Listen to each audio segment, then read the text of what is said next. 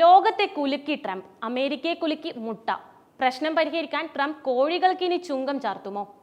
മുട്ടയുടെ വില കേട്ടാൽ അമേരിക്കയിലെ കോഴി പോലും ഇപ്പോൾ കരയും. അതാണ് അവിടുത്തെ അവസ്ഥ. ഇതിലും രസകരമായ മറ്റൊരു കാര്യം കൂടിയുണ്ട്.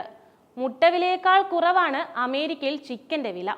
അമേരിക്കയിൽ മുട്ടയുടെ വില 2025 തുടക്കത്തിൽ 28% വർദ്ധിച്ച് ഒരു ഡസന് ശരാശരി $6.30 എന്നാണ് കണക്കുകൾ.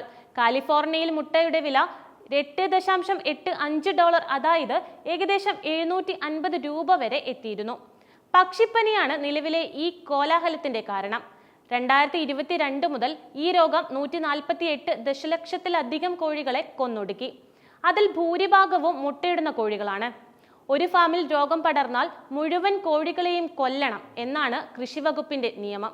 ഈ മുട്ട പ്രതിസന്ധിയുടെ പഴി മുഴുവൻ ജോ ബൈഡന്റെ തലയിലാണ്. പക്ഷി ഫ്ലൂ മൂലം 166 മില്യൺ കോഴികളെ ബൈഡന്റെ നേതൃത്വത്തിൽ കൊന്നൊടുക്കിയതാണ് നിലവിലെ മുട്ട വിലക്ക് പിന്നിലെന്നും ട്രംപും മസ്കും വ്യക്തമാക്കി. ബൈഡൻ 150 മില്യൺ കോഴികളെ കൊല്ലാൻ ഉത്തരവിട്ടു. ഇപ്പോൾ മുട്ടയുടെ വില ആകാശത്ത് എന്നായിരുന്നു മസ്കിന്റെ ട്വീറ്റ്. ഇനി ട്രംപ് കോഴികൾക്ക് പകരച്ചുങ്കം ചാർത്തി പ്രശ്നം പരിഹരിക്കുമോ എന്നാണ് ജനം ചോദിക്കുന്നത്.